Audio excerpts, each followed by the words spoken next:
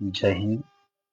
मेरे प्यारे बच्चों, पिछली कक्षा में अपने लोग कक्षा 10 के लिए जो बिहार बोर्ड की तरफ से मॉडल पेपर जारी किया गया है, उसके सामाजिक विज्ञान सब्जेक्ट से कुल 17 ऑब्जेक्टिव प्रश्न को देख चुके थे और आज उसी को आगे बढ़ाते हुए अपने लोग क्वेश्चन नंबर 18 से आज देखेंगे और उसका पूर्ण रूप से विश्लेषण भी देख लेंगे। चलते हैं अपने लोग बिना समय बिताए हुए क्वेश्चन नंबर 18 को देखते हैं। क्वेश्चन नंबर 18 कह रहा है कि साम्यवादी शासन पहली बार कहाँ अपनाया गया। साम्यवादी शासन जो पहली बार था, इसकी अगर बात किया जाए, ये अपनाया गया था रूस में। कहाँ अपनाया गया था? रूस में। इसलिए अपनाया गया था रूस में कि दूसरा वर्ल्ड वॉर जो हुआ था, दूसरा वर्ल्ड वॉर जिसको सेकेंड वर्ल्ड वॉर कहा जाता है, ये हुआ था 1939 से 1945 के बीच। 1939 से 1945 के बीच। और इस युद्ध के पश्चात शीत युद्ध हुआ। शीत युद्ध हुआ। शीत युद्ध जो हुआ, तो इसमें पूरा विश्व दो भागों में बंटा हुआ था। एक भाग था पूंजीवादी राष्ट्र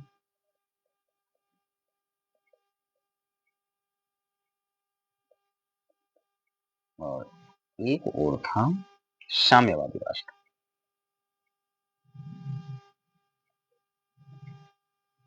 साम्यवादी राष्ट्र, इसका नेता हुआ करते थे अमेरिका और साम्यवादी का हुआ करते थे रूस। तो साम्यवादी शासन व्यवस्था जो था, ये सबसे पहले रूस में ही अपनाया गया था। तो आंसर हो जाएगा अपने लोगों को रूस। अगला प्रश्न देखेंगे तो कह रहा है कि रूस की मार्च क्रांति के बाद वहां किसके नेतृत्व में सरकार बनी थी। रूस में जो मार्च क्रांति हुआ था, उसके बाद वहां पे किसके नेतृत्व में सरकार बनी थी। तो ऐसा देखा जाता है कि जब रूस में क्रांति हुआ था 1917, जिसको कहा जाता है बेलोसविक की क्रांति, जिसको क्या कहा जाता है? बेलोसविक क्रांति।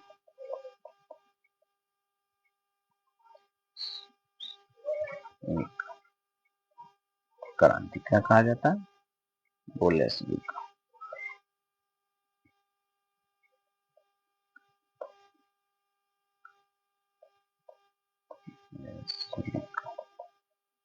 क्रांति, बोलेसविक क्रांति इन्हीं को कहा जाता है। ये हुआ था मार्च में। कब? मार्च क्रांति या फरवरी क्रांति क्या कहा जाता है? मार्च क्रांति या फरवरी क्रांति। ये जब क्रांति हुआ था, तो इस समय में राजा हुआ करते थे जार निकोलस द्वितीय। कौन हुआ करते थे?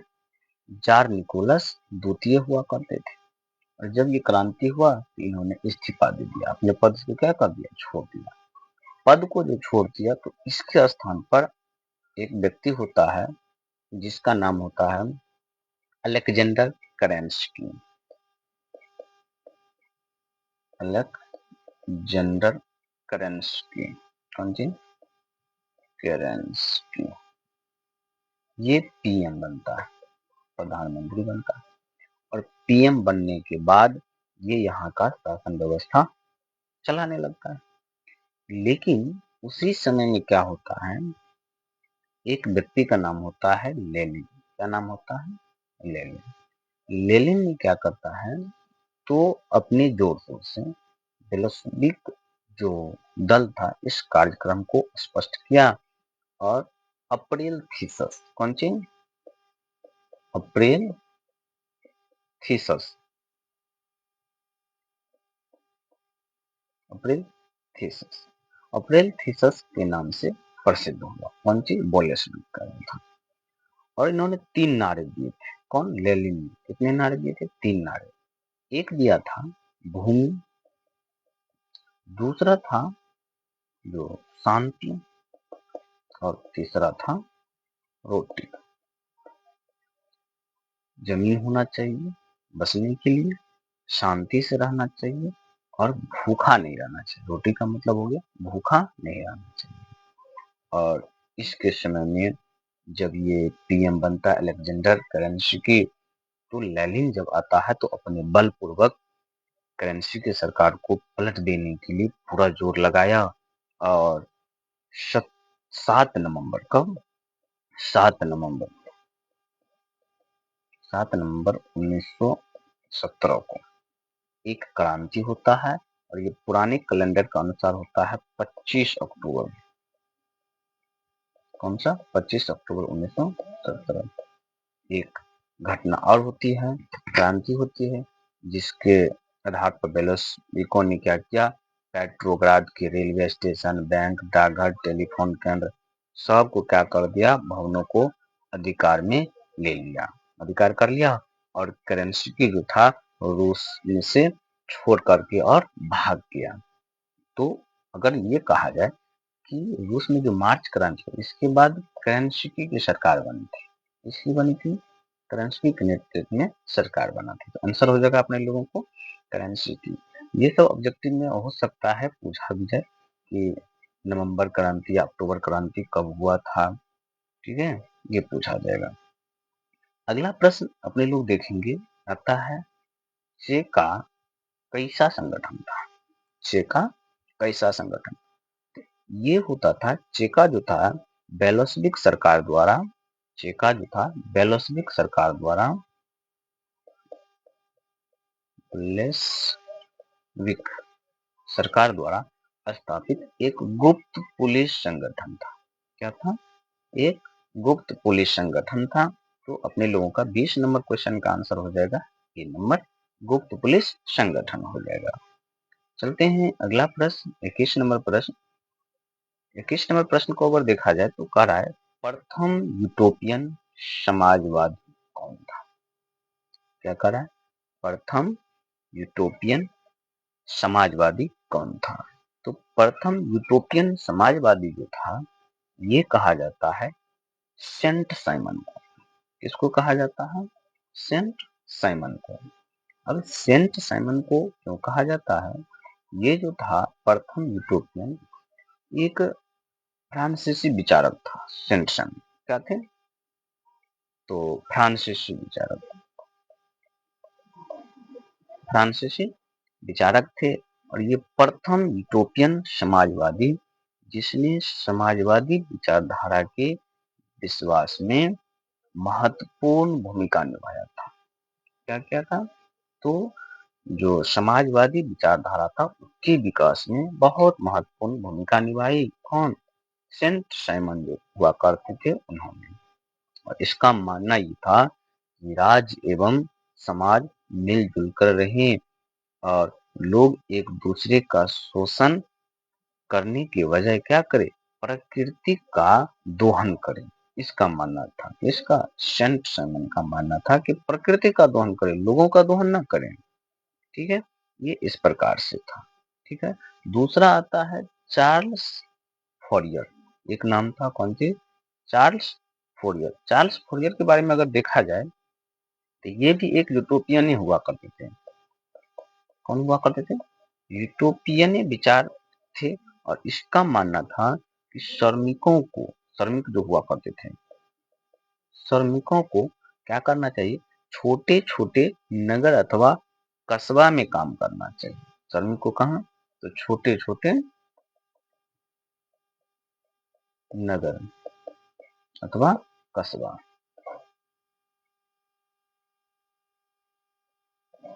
कस्बा में काम करना चाहिए, न कि शहर में। ये मानना था किसका? चार्ल्स फोरियर का।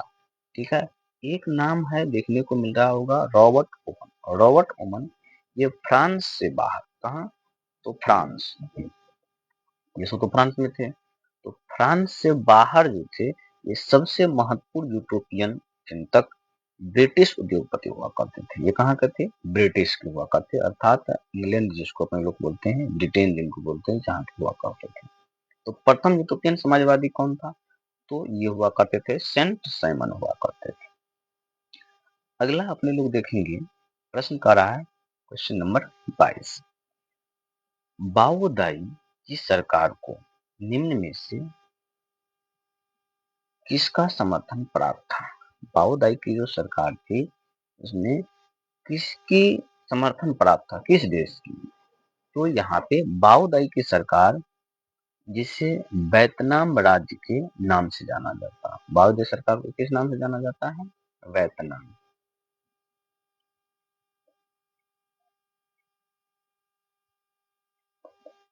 वियतनाम राज्य, वियतनाम राज्य के नाम से जाना जाता है। और एक फ्रांस समर्थित कम्युनिस्ट विरोधी सरकार थी। ये क्या थे? फ्रांस में तो एक फ्रांस समर्थित और कम्युनिस्ट विरोधी सरकार थी, और वह हो ची मिन के नेतृत्व वाले वियतनाम, कहाँ के? हो ची मिन, हो ची मिन, हो ची मिन के नाम सुने होंगे अपने लोग। जब वियतनाम सबको पढ़ेंगे, उत्तरी वियतनाम, दक्षिणी वियतनाम और हो ची मिन के बारे में ना जाने तो दिक्कत है। पढ़ना चाहिए आप लोगों को। और लोकतांत्रिक गणराज्य के साथ प्रतिस्पर्धा कर रही थी कौन? हो ची मिन और बाओदाई की सरकार के बीच में, और जिसको फ्रांस का समर्थन प्राप्त था। किसका? फ्रांस का। तो आंसर हो जाएगा अपने लोगों को फ्रांस। क्या हो जाएगा? फ्रांस। चलते हैं, अगला प्रश्न आता है 23 नंबर। इसमें कहा जाता है जिनेवा समझौता के क्रियान्वयन की देखभाल के लिए बने अंतरराष्ट्रीय आयोग का सदस्य राष्ट्र निम्नलिखित में से कौन नहीं था?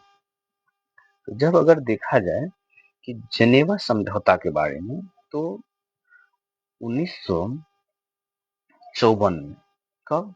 1954 में जिनेवा समझौता के क्रियान्वयन की देखभाल के लिए एक अंतरराष्ट्रीय पर्यवेक्षण आयोग का गठन किया गया था। कब? 1954 में। किसका? अंतरराष्ट्रीय पर्यवेक्षण आयोग का गठन किया गया था। राष्ट्रीय पर्यवेक्षण आयोग का गठन किया गया। और इस आयोग के सदस्य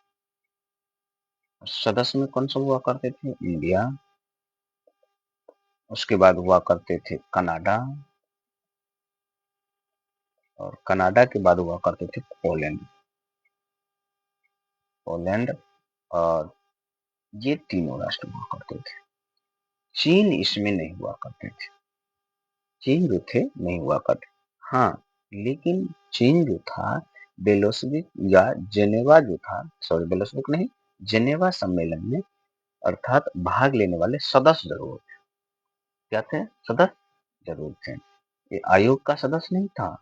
जो अंतरराष्ट्रीय आयोग बनाया गया इसका सदस्य नहीं था। लेकिन जिनेवा समझौता जो हुआ था, जिनेवा समझौता सम्मेलन जो हुआ था, उसमें भाग लिया था चीन ने, लेकिन अंतरराष्ट्रीय आयोग जो बनाया था उसमें भाग चीन नहीं लिया था। अगला देखेंगे अपने लोग, कह रहा है स्वराज का लक्ष्य, कौन सी? स्वराज का लक्ष्य किस कांग्रेस अधिवेशन में प्रस्तावित किया गया? तो आज अपने लोग सबसे पहले देख लेते हैं कांग्रेस का अधिवेशन जो हो रहा है, तो कांग्रेस कब आया?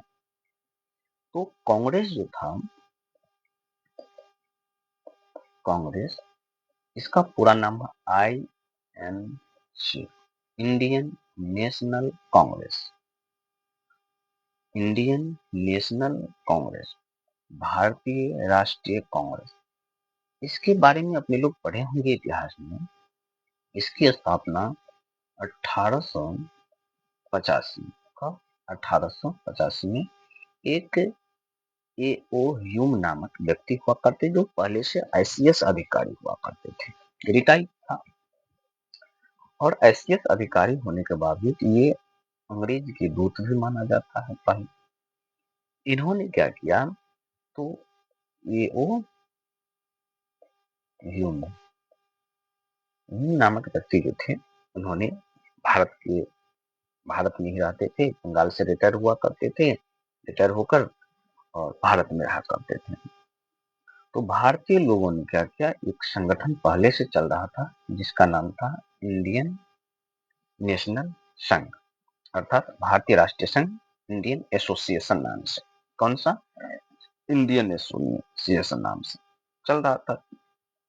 ठीक है, इंडियन एसोसिएशन नाम से जो एक संस्था चल रही थी, तो कांग्रेस की स्थापना से पहले भारत के जो तमाम नेता लोग हुआ करते थे, उन्होंने एओ ह्यूम को कहा कि हम लोगों को एक संगठन बनाना है। भारत में बहुत सारे आंदोलन शुरू हो गए थे।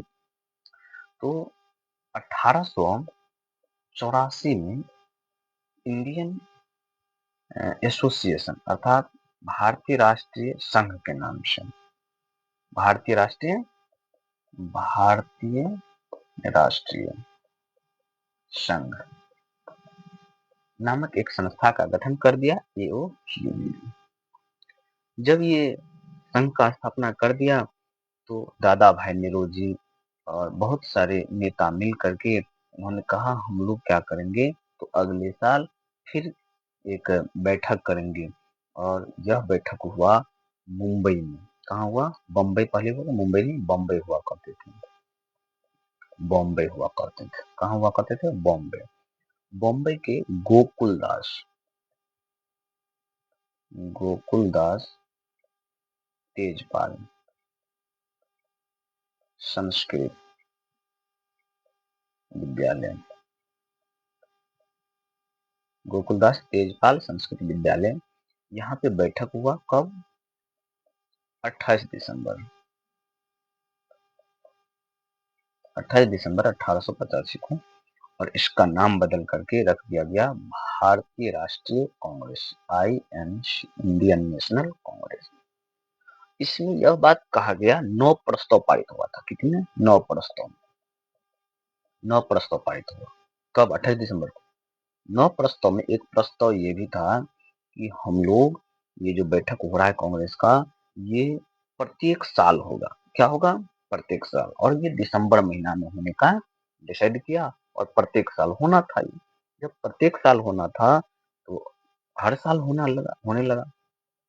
और यह भी कहा गया कि जिस क्षेत्र में इसका बैठक होगा, उस क्षेत्र के व्यक्ति इसका अध्यक्ष नहीं बनेगा। तब क्या हुआ, तो 1929 ईस्वी में 1929 ईस्वी में कब? 1929 ईस्वी में लाहौर में। कहा? लाहौर में भारतीय राष्ट्रीय कांग्रेस का अधिवेशन होता है और अध्यक्ष बनता है JL नेहरू। कौन बनता है? JL नेहरू। 1929 ईस्वी में क्या होता है, तो बैठक होता है कांग्रेस की, अधिवेशन जिसको बोलते हैं।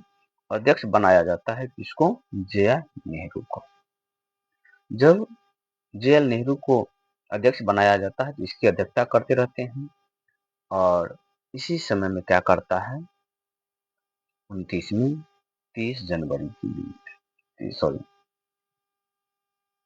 31 दिसंबर को रावी नदी के किनारे, कहा? रावी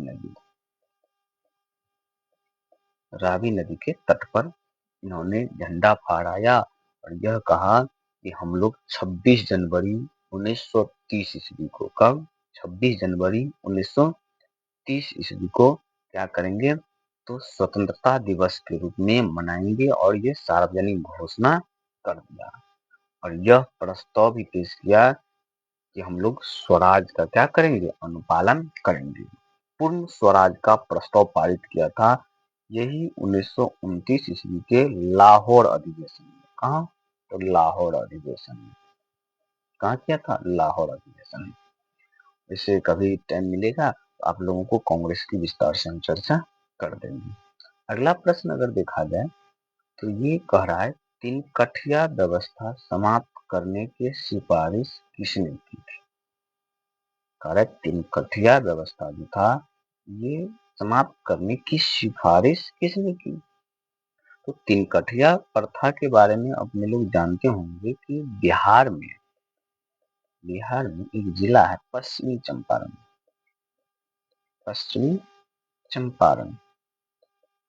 और पश्चिमी चंपारण में गांधी जी के नेतृत्व में, जिसमें गांधी जी के नेतृत्व में एक आंदोलन चलाया जा रहा था जिसको चंपारण आंदोलन कहा गया। क्या कहा गया? चंपारण आंदोलन। ये नेतृत्व कौन कर रहे थे? तो गांधी जी, महात्मा गांधी। कब? 1917 में।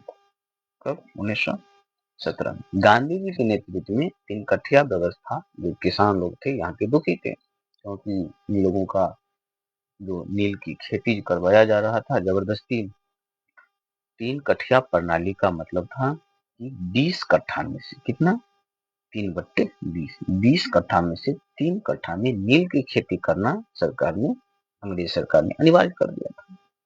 और जब अनिवार्य कर दिया तो क्या हुआ? तो फिर बाद में इन लोगों का फसल खरीदा नहीं जा रहा था, इन लोगों का मेहनत बेकार हो गया, फसल कर्ज लेकर के फसल भी लगाया, वो भी मार्केट में नहीं बिक रहा था। तो कहा हम लोग ये खेती छोड़ देंगे, लेकिन एग्रीमेंट तो पहले से हो चुका था, इन लोगों का जो टैक्स था वो सरकार माफ नहीं कर रहा था।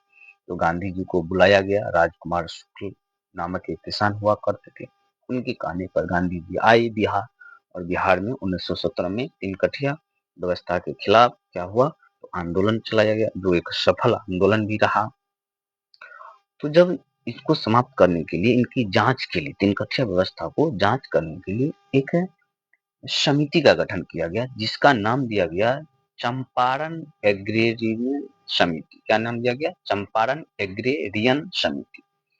और इनका उद्देश्य हुआ करते थे किसानों की जो मांग को उचित माना गया, इसके मांग में, और तिनकठिया पद्धति को समाप्त करने की सिफारिश की गई। और इसी के आधार पर इस व्यवस्था को आधिकारिक तौर पर समाप्त कर दिया गया।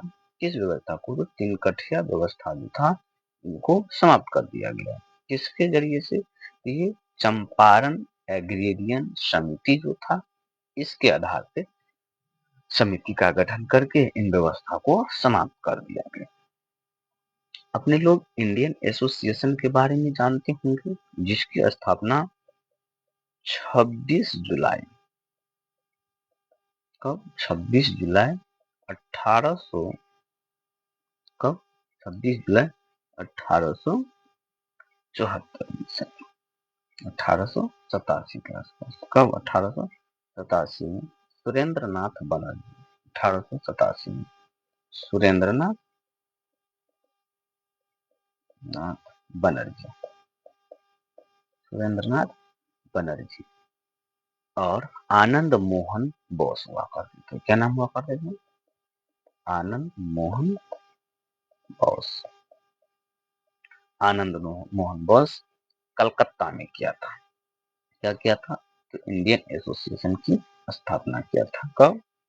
1887 में, सॉरी 76 में किया था। 1876 में, 1876 में किया था। 87 में किया था, 76 में किया गया था। ठीक है। 1866 में सुरेंद्रनाथ बनर्जी और आनंद मोहन बोस ने कलकत्ता में इसकी स्थापना किया था। एक था land holder society. Land holder society जो था, ये 18 मार्च, कब? 18 मार्च 1838 में कलकत्ता में इसका स्थापना किया गया, गठन किया गया। और इसके जो लैंड होल्डर सोसाइटी थे, इसके संस्थापक के रूप में देखा जाए तो हुआ करते थे द्वारका नाथ टैगोर। कौन हुआ करते थे? द्वारका नाथ टैगोर और प्रसन्न कुमार टैगोर। ये सब लोग मिलकर के क्या किया था? तो द लैंड होल्डर सोसाइटी की स्थापना किया था। इसका उद्देश्य हुआ करते थे जमींदारों के हितों की रक्षा करना। अगला देखेंगे, एक था मद्रास महाजन सभा, इसका नाम भी सुनेंगे। और इसकी स्थापना होता है 1884। मद्रास महाजन सभा की स्थापना कब होता है? 1884 में। और इसके संस्थापक हुआ करते थे एम वीर राघवाचार्य। क्या हुआ करते थे? राघवाचार्य और सुब्रमण्यम अय्यर। ये सब लोग मिलकर के क्या किया था? मद्रास महाजन सभा की स्थापना किया था। अगला देखेंगे अपने लोग, प्रश्न है 26 नंबर, कह रहा है जलियांवाला बाग हत्याकांड। कौन सी? जलियांवाला बाग हत्याकांड। पिछला क्वेश्चन का आंसर मिल गया, चंपारण। ठीक है। अगला है जलियांवाला बाग हत्याकांड की जांच के लिए किस समिति को नियुक्त किया गया था? जलियांवाला बाग हत्याकांड कब हुआ था? तो 13 अप्रैल 1919 को। कब हुआ था? 13 अप्रैल 1919। अगर थोड़ी सी प्रकाश डाला जाए जलियांवाला बाग हत्याकांड पर, तो इसके बारे में हम ये देखने को मिलता है कि 1919 में, कब? 1919 में रॉलेट एक्ट पारित किया गया। रॉलेट एक्ट क्या था? रॉलेट एक्ट, रॉलेट एक्ट क्या था? तो रॉलेट एक्ट का मानना था कि भारतीय को, किसी भी भारतीय को बिना वारंट के आप 2 साल के लिए गिरफ्तार करके जेल में बंद कर। इसी के खिलाफ लोगों ने, कहा? तो पंजाब में पड़ता है एक जलियांवाला बाग है। क्या है? जलियांवाला, अमृतसर के, पंजाब के अमृतसर जगह है, अमृतसर। यहाँ पे जलियांवाला बाग में लोगों ने शांति प्रदर्शन कर रहे थे इनके विरोध में। और इनके विरोध में, इनके लिए जो इनके जगह पर रॉलेट एक्ट के जरिए से 2 व्यक्ति हुआ करते थे, पंजाब के बहुत बड़े नेता, जिसका नाम हुआ करते थे सत्यपाल पाल और सैफुद्दीन किचलू। कौन? सैफुद्दीन किचलू। इन दोनों वरिष्ठ नेता को अंग्रेजों ने गिरफ्तार कर लिया। जब अंग्रेजों ने गिरफ्तार कर लिया तब पंजाब के लोगों ने क्या किया? तो इनके विरोध में जलियांवाला बाग में बैसाखी का दिन था। कौन सा दिन था? बैसाखी का पर्व था। उस दिन सुबह सुबह सारे लोग क्या किए थे? तो इस बाग में आकर के शांति रूप से प्रदर्शन कर रहे थे। जैसे ही प्रदर्शन कर रहे थे तो अंग्रेज के एक जनरल हुआ करते थे, जनरल ओ डायर। कौन सा? General O Dyer. General O Dyer ने क्या किया? तो इन लोगों पर, शांति प्रदर्शन कर रहे लोगों पर गोली चलाने की ऑर्डर दे दी। और इसमें मुख्य बात क्या था? तो ये जो बाग था इसमें द्वार एक ही हुआ करते थे, सारे लोग इसमें भरे हुए थे। तो अंग्रेजी सिपाही सब ने क्या किया? इस बाउंड्री पर चढ़ चढ़ कर यहाँ पर भी सिपाही दे दिया ताकि कोई बाहर न जा सके, और खूब गोलियां बरसाने। गोलियां बरसाने के दरमियान क्या हुआ? सारे लोग मारे गए। जब मारा गया तो इनको जांच करने के लिए हंटर समिति का गठन किया गया। किसकी? हंटर समिति का गठन किया गया कि क्यों मारा गया, इसमें कितना लोग मारे गए, इसकी वजह क्या थी, जलियांवाला बाग में जो ये नरसंहार हुआ।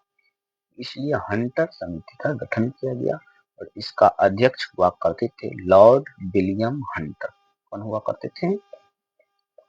लॉर्ड विलियम हंटर, इनको बनाया गया।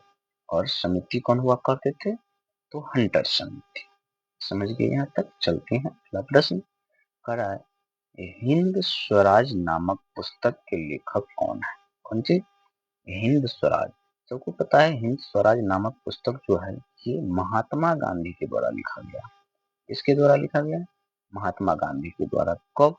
तो 1909 के आसपास लिखी गई थी। ठीक है। अगला प्रश्न देख लेंगे अपने को। अगला प्रश्न कह रहा है 1920 में मानवेंद्र नाथ राय ने भारतीय कम्युनिस्ट पार्टी की स्थापना कहाँ की थी? मानवेंद्र नाथ राय जो था 1920 में भारतीय कम्युनिस्ट पार्टी की स्थापना ताशकंद में किया था। कहाँ किया था? ताशकंद में किया था। कब? तो 17 अक्टूबर 1920 को। कब करता है? 17 अक्टूबर 1920 को ताशकंद में। किसको? तो भारतीय कम्युनिस्ट पार्टी की स्थापना की। और ये ताशकंद के बाद पुनः एक बार 26 दिसंबर, कब? 26 दिसंबर 1925 को। फिर कहा? तो कानपुर में। कानपुर में क्या होता है कि इसका गठन होता है। कब? कानपुर में। किसका? भारतीय कम्युनिस्ट पार्टी। अगला देखेंगे, कह रहा है वामपंथी शब्द का प्रथम बार प्रयोग किस रूसी क्रांति में हुआ था? किस क्रांति? रूसी नहीं, सॉरी, किस क्रांति में हुआ था? तो ये हुआ था फ्रांसीसी क्रांति में। कब हुआ था पहली बार प्रयोग? फ्रांसीसी क्रांति में। वामपंथी और एक हुआ करते थे दक्षिणपंथी। क्या हुआ करते थे? दक्षिणपंथी। इन दोनों शब्दों का, कौन कौन से? वामपंथी, वामपंथी और एक हुआ करते थे दक्षिणपंथी। इन दोनों शब्दों का जो प्रयोग पहली बार 1789 में होता है फ्रांसीसी क्रांति में। कौन सा? फ्रांसीसी क्रांति। फ्रांसीसी क्रांति। और इसी के दौरान इसका प्रयोग किया गया था। तो क्या आंसर हो जाएगा? फ्रांसीसी क्रांति के दरमियान।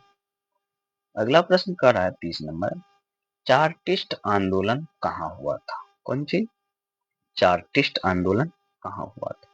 तो चार्टिस्ट आंदोलन जो था ये इंग्लैंड में हुआ था। कहाँ हुआ था? इंग्लैंड में। चार्टिस्ट आंदोलन इंग्लैंड की लंदन में। कहाँ? लंदन में 1836 में हुआ था। कहाँ हुआ था? 36 में। और ये जो आंदोलन था इसको माना जाता है यह एक श्रमिक, कौन सा?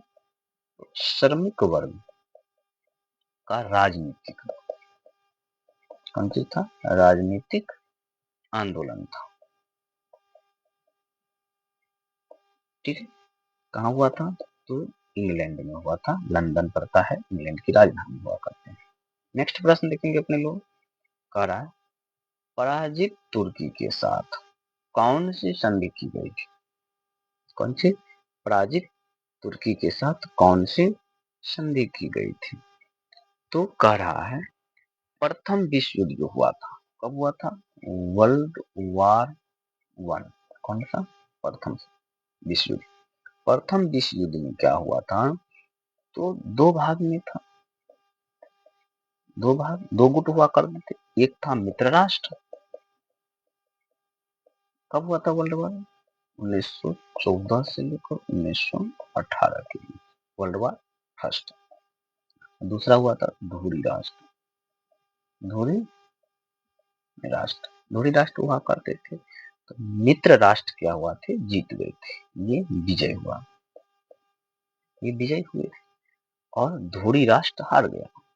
तो धुरी राष्ट्र में क्या हुआ था? तो ओटोमन तुर्की आया करते थे, इसी के पक्ष में हुआ करते थे तुर्की।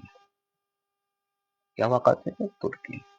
तो जब युद्ध हुआ तो युद्ध में क्या, युद्ध के बाद क्या हुआ? इन दोनों मित्र राष्ट्र और धुरी राष्ट्र तुर्की के जो शासक हुआ करते थे, सरकार ने क्या किया के प्रतिनिधि और मित्र राष्ट्र दोनों में हुआ समझौता। क्या होता है? समझौता। कौन से समझौता होता है? इसको कहा जाता है सेवर्स की समझौता। कौन सा? सेवर्स संधि। क्या होता है? सेवर्स की संधि। कब होता है?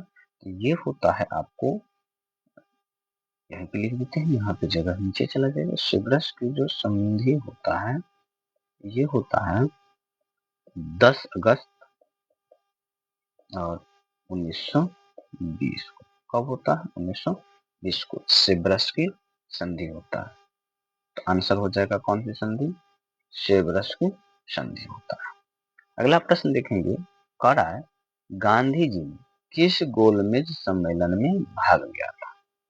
अपने लोग को पता होगा 3 गोलमेज सम्मेलन। कितना? 3। पहला हुआ था 1930 में। कब होता है? 1930 में पहला गोलमेज सम्मेलन कब होता है? 1930 में। दूसरा होता है 1931 में। कब होता है? 1931। और तीसरा गोलमेज सम्मेलन होता है 1932 में। 3 गोलमेज सम्मेलन। कितने गोलमेज सम्मेलन? 3। तो पहला में नहीं गया गांधी जी, तीसरा में भी नहीं गया। दूसरा गोलमेज सम्मेलन जो था, कौन सा? दूसरा गोलमेज सम्मेलन, इसमें गांधी जी क्या करते हैं? तो जाते हैं। और ये गोलमेज सम्मेलन होता कहाँ है? तो इंग्लैंड में होता है। कहाँ हुआ करते हैं? इंग्लैंड में। 3 गोलमेज सम्मेलन हुआ। तीनों गोलमेज सम्मेलन में से दूसरा गोलमेज सम्मेलन था, कांग्रेस की तरफ से जाता है गांधी जी। कौन? गांधी जी। और जो अत्यंत पिछड़ा वर्ग या उनको कहते हैं दलित वर्ग जो हुआ करते थे, उसके दलित वर्ग हुआ करते, अत्यंत पिछड़ा नहीं, दलित वर्ग जो हुआ करते थे, हरिजन, उनके तरफ से जाता है डॉक्टर बी आर अम्बेडकर। कौन जाते हैं? डॉक्टर बी आर अम्बेडकर, ये जाते हैं। वहीं पे दोनों के बीच में कुछ मतभेद होता है। जो प्रांतीय चुनाव हुआ करते थे, उन्हीं को लेकर के, तो आरक्षण के लेकर के मांग की अम्बेडकर जी ने, तो गांधी जी से नाराज होकर के वापस चले आए थे। तो किस गोलमेज सम्मेलन में गए थे गांधी जी? द्वितीय गोलमेज सम्मेलन में। ठीक है, अगला प्रश्न देखेंगे अपने लोग। राष्ट्रीय श्रम आयोग का गठन कब हुआ था? कराए, राष्ट्रीय श्रम आयोग का गठन कब हुआ था? 33 नंबर प्रश्न है। तो प्रथम राष्ट्रीय, कौन सा?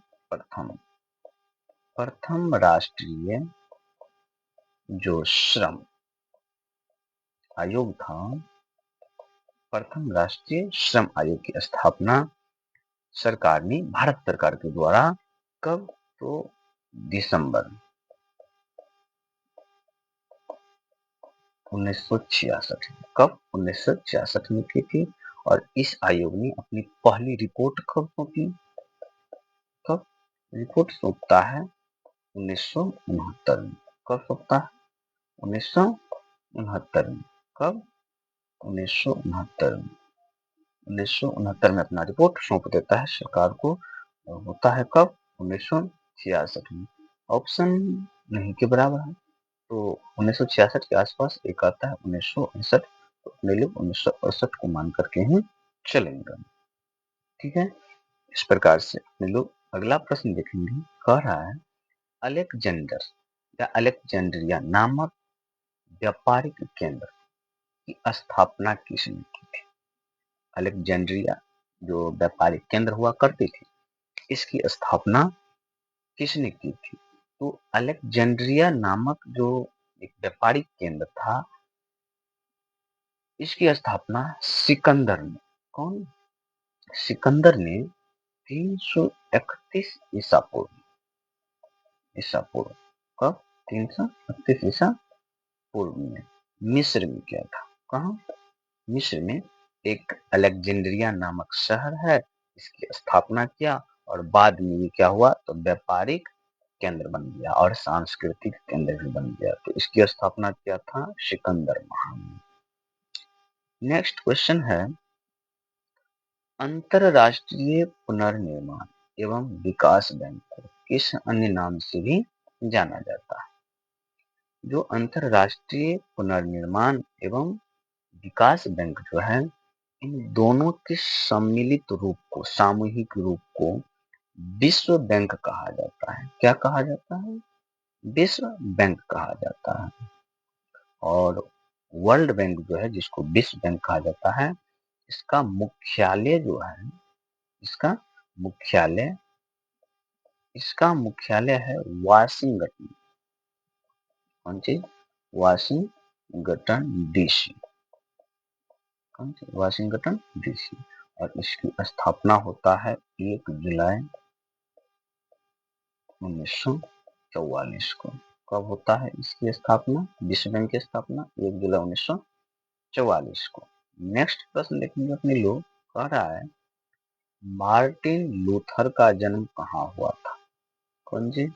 मार्टिन लूथर का जन्म कहाँ हुआ था? अगला प्रश्न कह रहा है मार्टिन लूथर जो था, इसका जन्म हुआ था मार्टिन लूथर का जन्म 10 नवंबर 1483 में। कब होता है? 1483 को। और यह रोमन साम्राज्य के आइसलेबेन नामक, कौन सी? तो रोमन साम्राज्य, रोमन साम्राज्य के आइसलेबेन नामक शहर में हुआ था इनका जन्म। और कहाँ पे हुआ था? तो जर्मनी। कहाँ पे? जर्मनी में हुआ था। इसका जन्म, मार्टिन लूथर का जन्म जर्मनी में हुआ था। और इन्होंने 16वीं शताब्दी में, कौन? तो 16वीं शताब्दी में क्या हुआ था? इन्होंने प्रोटेस्टेंट उद्धार आंदोलन की शुरुआत की थी। कौन सा? प्रोटेस्टेंट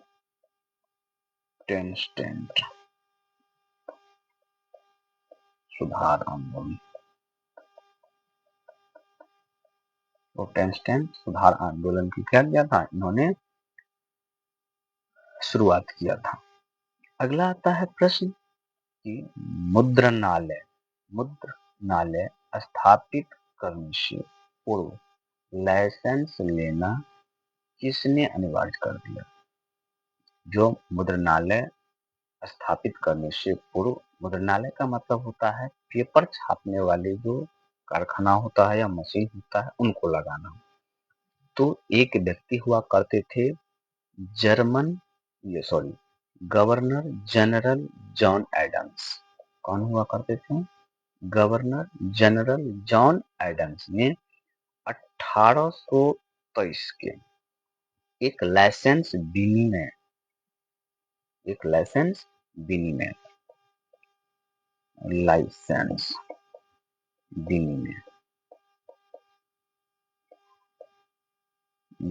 आया था।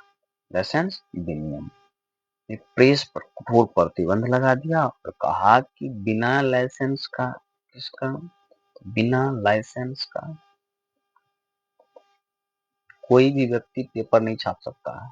इसका मानना था गवर्नर जनरल जॉन एडम्स का। और इस तरह से पेपर पे प्रतिबंध लगा दिया कि बिना लाइसेंस का कोई भी व्यक्ति पेपर नहीं छाप सकता। अगला प्रश्न है, मोतीलाल नेहरू ने किस समाचार पत्र का संपादन किया था? कौन चीज? मोतीलाल नेहरू ने किस समाचार पत्र का संपादन किया था? तो मोतीलाल नेहरू जो हुआ करते थे, इन्होंने इंडिपेंडेंस, कौन सा? इंडिपेंडेंस नामक जो समाचार पत्र हुआ करते थे, इसकी संपादन किया था। यंग इंडिया किसने? गांधी जी का हुआ करते थे। ठीक है, इस प्रकार से। अगला प्रश्न देखेंगे अपने लोग, कह रहा है मैसूर का शासक टीपू सुल्तान किस क्रांति से प्रभावित था? मैसूर का जो सुल्तान हुआ करते थे, इन्होंने जैकोबिन क्लब, कौन सी? जैकोबिन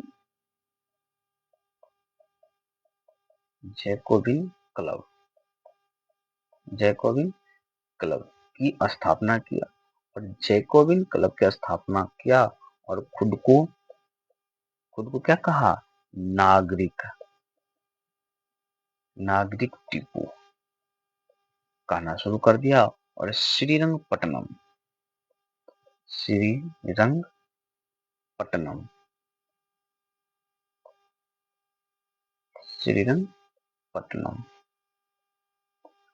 में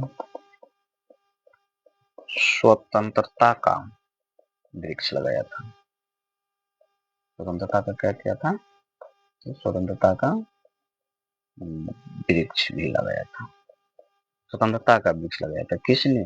तो मैसूर के जो शासक हुआ करता था टीपू सुल्तान ने। ये फ्रांसीसी क्रांति से क्या थे? तो बहुत प्रभावित हुआ था। इससे फ्रांसीसी क्रांति से। अगला प्रश्न देखेंगे, कह रहा है प्रोटेस्टेंट धर्म सुधार की शुरुआत का श्रेय किसे दिया जाता? प्रोटेस्टेंट जो धर्म सुधार हुआ करते थे, उसकी शुरुआत माना जाता है मार्टिन लूथर को। किसको माना जाता है? मार्टिन लूथर को। और ये जर्मन के धर्मशास्त्री हुआ करते। कहाँ के? जर्मन के। कौन चीज हुआ करते थे? धर्म शास्त्री। कहाँ के? जर्मन के धर्मशास्त्री हुआ करते थे और भिक्षुक इनको पुजारी भी माना जाता है। अगला प्रश्न देखेंगे, कह रहा है अन्नामलाई, अब ये ज्योग्राफी के क्वेश्चन है, बाघ अभ्यारण्य कहाँ स्थित है? कौन चीज? अन्नामलाई बाघ अभ्यारण्य कहाँ स्थित है? यह है आपको तमिलनाडु में। कहाँ पड़ता है? तमिलनाडु में अन्नामलाई टाइगर रिजर्व है। और इसी को अन्नामलाई जो बाघ अभ्यारण्य, इसका नाम पहले था इंदिरा गांधी वन्य अभ्यारण्य। क्या नाम था? इंदिरा गांधी, कौन सी? बाघ या इंदिरा गांधी वन्य जीव अभ्यारण्य पहले नाम हुआ करते थे अन्नामलाई, जो तमिलनाडु राज्य में स्थित है। अगला प्रश्न देखेंगे अपने लोग, कह रहा है निम्नलिखित में से किसमें जीवाश्म होते हैं? जीवाश्म किसमें होते हैं? तो अपने लोग पढ़ेंगे, ये होता है कोयला में। किसमें होता है? कोयला में। कोयला में क्यों होता है? तो जो पृथ्वी के अंदर जो सड़े गले खाद्य पदार्थ जो पेड़ पौधा जा करके बहुत हजारों साल तक दबे हुए रहते हैं पृथ्वी के अंतर्गत, तो उसके बाद ये कोयला का निर्माण होता है अंदर में। बाद में खुदाई के जरिए से, खान के जरिए से इनको क्या किया जाता है? निकाला जाता है। तो आंसर हो जाएगा जीवाश्म किसमें पाया जाता है? तो कोयला में। अगला प्रश्न है तांबा खनन से कौन सा स्थान संबंधित है? कौन सी? तांबा खनन। तांबा खनन जो था ये राजस्थान में पड़ता है एक जगह, खेतरी। कौन सा जगह पड़ता है? खेतरी। कहाँ? राजस्थान। राजस्थान एक खेतरी में क्या है? तो तांबा का खान है। ठीक है। अगला प्रश्न देखेंगे अपने लोग, कह रहा है गोंडवाना, कौन सी? गोंडवाना कोयला क्षेत्र किस नदी घाटी में पाया जाता है? कौन सी? गोंडवाना समूह का जो कोयला है वो किस क्षेत्र में पाया जाता है? तो गोंडवाना समूह के जो कोयला होता है ये दामोदर घाटी, सोन नदी घाटी और गोदावरी घाटी, ये तीनों में पाया जाता है। तो आंसर हो जाएगा इनमें से सभी। कोयला के बारे में अपने लोगों को पता होगा, सबसे अच्छा कोयला जो माना जाता है, सबसे अच्छा, कौन सी? सबसे अच्छा कोयला ये होता है एंथ्रासाइट। क्या होता है? एंथ्रासाइट कोयला। क्या होता है? एंथ्रासाइट कोयला होता है सबसे अच्छा। सबसे खराब, सबसे खराब कोयला होता है जिसको कहा जाता है पीट। क्या कहा जाता है? पीट जो कोयला होता है वो सबसे खराब किस्म का कोयला माना जाता है। तो गोंडवाना कोयला क्षेत्र समूह जो है तीनों जगह पाया जाता है, सोन नदी घाटी, दामोदर घाटी और गोदावरी घाटी। अगला प्रश्न है निम्नलिखित में से कौन नगदी फसल का उदाहरण? नगदी फसल का मतलब होता है जिसको अपने लोग क्या करते हैं, तो उपजाते हैं और उनको बेचने के काम में अधिकांशतः आते हैं। अपने लोग घर में खाने पीने के लिए कम उपयोग करते हैं, बेचने के लिए, जिसको नगद पैसा आप लोग कहेंगे। गन्ना, रबर, मूंगफली, ये तीनों होता है, इसलिए आंसर हो जाएगा डी नंबर। क्या हो जाएगा? गन्ना भी, रबर भी और मूंगफली भी। इस सबको क्या करते हैं अपने लोग? उपजाते हैं। किस लिए? तो व्यापार करने के लिए, व्यापारिक व्यू से ही करते हैं, इसलिए इनको कहा जाता है नगदी फसल। क्या कहा जाता है? नगदी फसल। अगला प्रश्न देख लेते हैं, भारत में पहली चीनी मिल किसके द्वारा शुरू की गई? भारत में जो चीनी मिल था वो किसके द्वारा शुरू की गई थी? तो भारत में पहली बार आधुनिक चीनी मिल की स्थापना ब्रिटिश, किसके जरिए से? ब्रिटिश सरकार ने 1903 ईस्वी में। कब? 1903 में देवरिया में। कहाँ? देवरिया जिले, जिला पता है? देवरिया जिला, ये प्रतापपुर, कहाँ? प्रतापपुर में की गई थी। कहाँ की गई थी? प्रतापपुर में की गई थी। इसकी स्थापना कब? 1903 में की गई थी। किसके जरिए से किया गया था? ये ब्रिटिश के जरिए से। किसके द्वारा लगाया? ब्रिटिश के जरिए से। अगला प्रश्न कह रहा है 47 नंबर, इनमें से कौन आकस्मिक प्रबंधन का घटक है? आकस्मिक प्रबंधन, जब आपदा प्रबंधन पढ़ेंगे ना अपने लोग, इसमें बताया जाता है कि आकस्मिक प्रबंधन क्या होता है। जैसे बाढ़ आ गया, बाढ़ के कारण क्या होगा? तो कुछ क्षति होगा। या भूकंप आ गया, तो बाढ़ होगा, तो आकस्मिक मतलब होता है तुरंत। अब हॉस्पिटल बाद में जाइएगा, पहले उनको क्या उपचार मिलना चाहिए? तो उसको प्रशासन के जरिए से क्या होता है? प्रशासन के जरिए, स्थानीय प्रशासन उनको क्या करेंगे? देखभाल करेंगे। स्वयं सेवी संगठन, जिसको अपने लोगों का जो समूह होता है, जो एक गांव सब में भी बहुत प्रकार के संगठन चलते हैं लोगों को हेल्प के लिए, स्थानीय लोग होते हैं, ये सब मिल करके इनको क्या करते हैं? जो बाढ़ हो गया, उसके बाद भूकंप हो गया, इनसे जो व्यक्ति की हानि होती है उनकी देखभाल के लिए इन तीनों जो होता है, स्वयंसेवी संगठन, स्थानीय प्रशासन और स्थानीय लोग सब मिल करके क्या करते हैं? इनको सहायता करते हैं। तो ये आंसर हो जाएगा डी नंबर, इनमें से सभी। अगला प्रश्न कह रहा है, सरदार सरोवर कृत्रिम जलाशय किस नदी पर निर्मित है? सरदार सरोवर बांध है। क्या है? सरदार सरोवर बांध। और सरदार सरोवर बांध गुजरात में पड़ता है। कहाँ पड़ता है? गुजरात में। गुजरात में है नर्मदा नदी। कौन सा? नर्मदा नदी। और नर्मदा नदी पर ही एक गुरुत्व बांध बनाया गया है। कौन सा? गुरुत्व बांध ये बनाया गया है। कहाँ पे? सरदार सरोवर जो कृत्रिम जलाशय बांध है, ये बनाया गया है नर्मदा नदी पर। और नर्मदा परियोजना के नाम से होंगे। कौन सा? नर्मदा परियोजना। परियोजना, नर्मदा परियोजना सरदार वल्लभ भाई पटेल, सरदार वल्लभ भाई पटेल, सरदार वल्लभ भाई पटेल द्वारा इसको क्या क्या परिकल्पित किया गया था। किसको? सरदार सरोवर बांध जो है, इसको किसके द्वारा? सरदार सरोवर बांध जो है, ये सरदार वल्लभ भाई पटेल के द्वारा ही परिकल्पित किया गया था। तो आंसर हो जाएगा नर्मदा नदी पर। किस पे? नर्मदा नदी। अगला प्रश्न देख लेते हैं। कह रहा है, निम्नलिखित में से कौन मानव जनित आपदा है? आपदा दो प्रकार की। कौन सा? आपदा कितने प्रकार के? दो प्रकार के। एक होता है प्रकृति, प्रकृति होता है, एक होता है मानव जनित आपदा। मानव जनित आपदा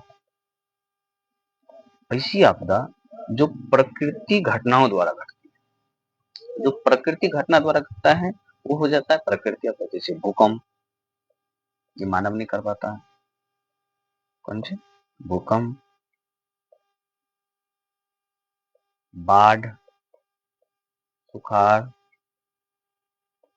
सुनामी, ये होता है प्रकृति आपदा।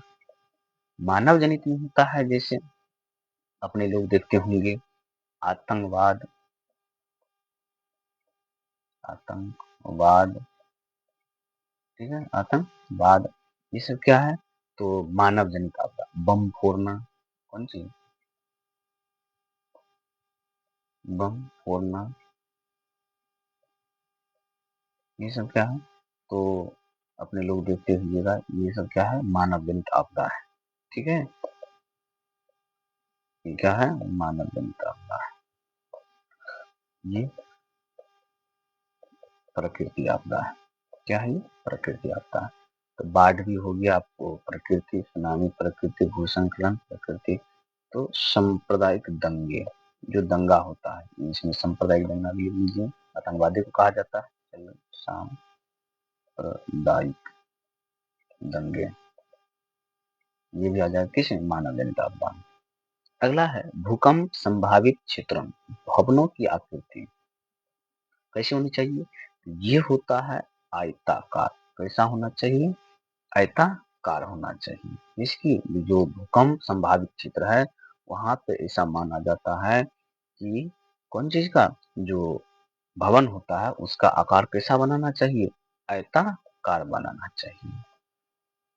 तो बच्चों आज अपने लोग 50 तक के क्वेश्चन को देख लिए और आगे जो बच गया है 30 ऑब्जेक्टिव को अपने लोग ये देखेंगे नेक्स्ट वीडियो में। ठीक है, धन्यवाद।